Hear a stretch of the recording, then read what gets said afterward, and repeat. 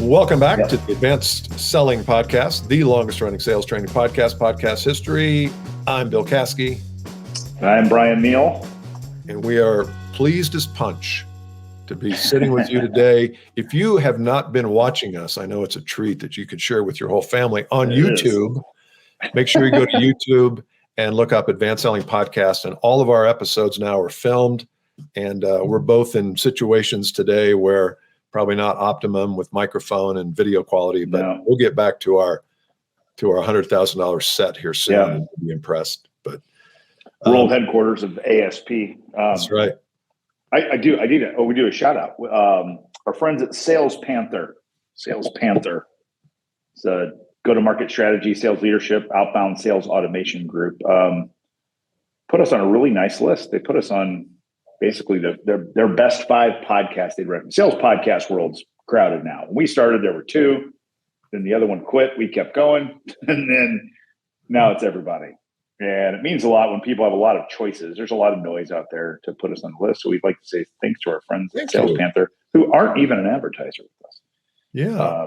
But that's really, really kind of them to put us. There's some really nice people on the list too. I felt good to be part of that. I wanted to ask you this, Bill. I'm at one of my clients' spaces, and I am in what I would call a fishbowl office. So I am in a room that is all glass on that side, and it's right by the front door. Who thought that would be a productive thing to do, to put an all glass conference room by the front door? Because everyone that's in this conference room, while they're trying to work or focus, is getting waved at, talked to, someone pressing cheeks up into the, this cheek, not the butt cheeks, waving, all this jazz. I just thought, it's a great idea doesn't feel like in a closet, but kind of poor for productivity. Yeah, and then we name it the fishbowl. That's what everybody does. Like, where is their fishbowl? Is that what it's called? No, but that's what we call it. That's what everybody calls it, actually, not just you. It's like you're on display. It's like you're on display. It really is, literally. Yes. Do you remember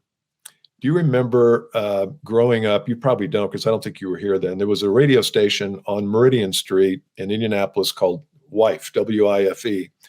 Oh, and yeah. It would have been in the early 70s, so you weren't even born yet, probably. But they had a window of the world. And WLS has had that. A lot of radio stations. I think even MS Downtown has that.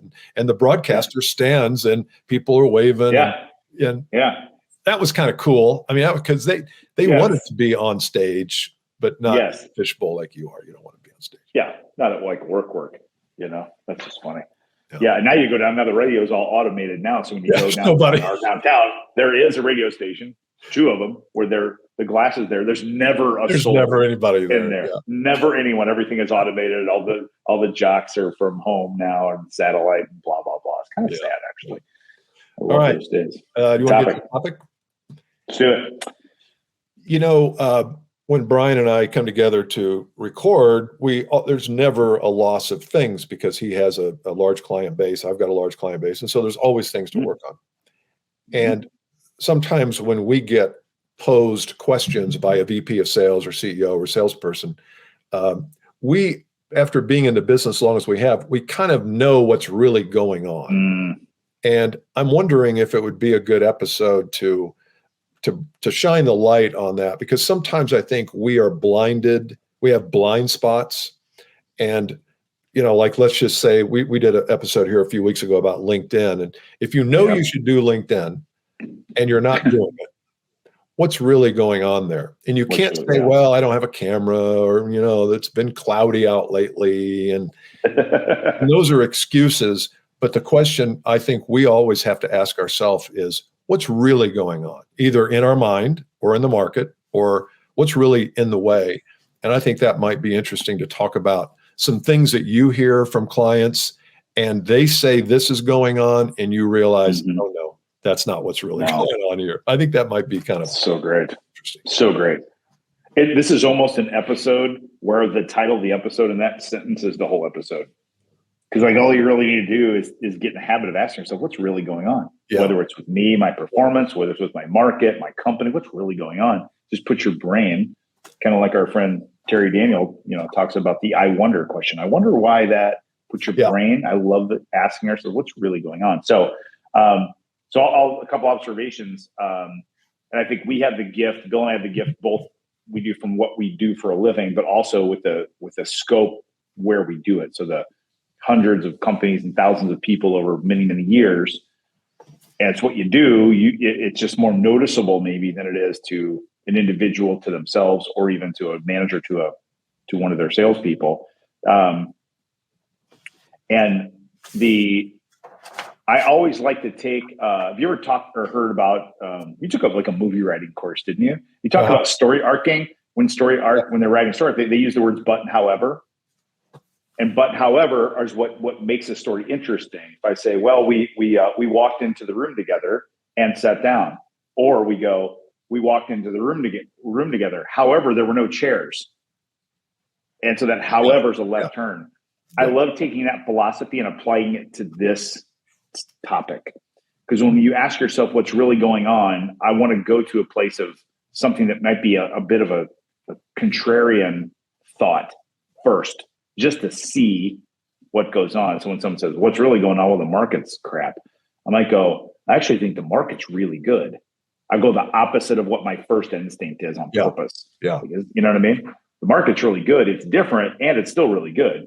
Like I just this morning, the group of a client of mine who does $5 million with a company who spends $1.5 billion in my client's business.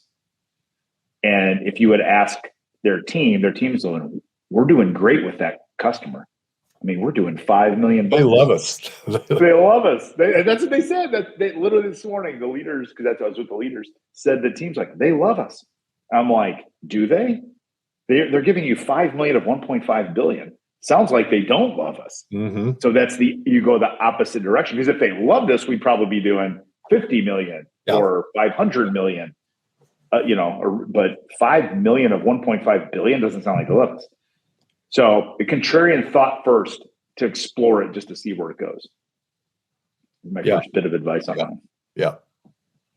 Yeah. I think I think people like us, when we're outsiders, bring a different framing to the problem too. Like you just reframe the problem. They like you, but they only like you 3.5% of how they like other people. So I think how we frame problems is part of this to really understand what's really going on. One thing you could do, like, I keep coming back to this shooting videos on LinkedIn because I know how important personal brand is. I just keep harping on it with my clients, and some take advantage, some don't. But what's really going on when I know I need to do something, but I don't do it? And what's really happening there is something that's happening inside. Because I've already concluded, oh no, I should be doing this, but I'm not. And so it's rarely I don't know what camera to use, as I said earlier. It's more what's stopping you internally. And is it a fear of what other people will think of you if you do something that, is maybe out of the ordinary for you? What happens if you fail? Am I going to lose friends? I mean, there's all these things that you have to dig down deep and almost make a list of what the possibilities are before you arrive at, oh, that one right there, that might be it. And I think we're afraid to make a list because, hell, what if the list includes all those things? All those things are really getting in the way. Anything in the sales process where you need to do something, and we talked about this a little bit last time, and you don't do it. What's really going on? Not with the customer, with us. Yes. What's really going on here is, well, they have a marketing team that always gets involved. Right. I'm not talking about that. I'm talking about what's going on with you that caused you to abstain from asking the question that you needed to ask. Yes. I always say apples versus French fries example. When people talk about their health, every human on the earth knows the difference between French fries and an apple. Every one of us do. We all know that. We go to McDonald's and they have apples as a side. And no one gets apples. They all get French fries. Why? Why don't? Well, I'm trying to lose weight. Well, I got small fries instead. Because I'm like, hang on. They got apples. Those are 80 calories, 0 fat, and some fiber in them. These are 200 calories, 40 grams of fat, a lot of salt. Anyway. So what's really going on? Yeah, what's really going on? Yeah, I feel entitled to eat crappy food. I don't feel good about myself, so I'm going to keep feeling bad about myself and pile on. I want to get a quick hit of serotonin when I eat those French fries. For the 45 seconds I spike up and then crash and feel bad and shameful that I ate fries again. Yeah, there's something going on beneath the surface, because the intellectual side knows exactly what to do.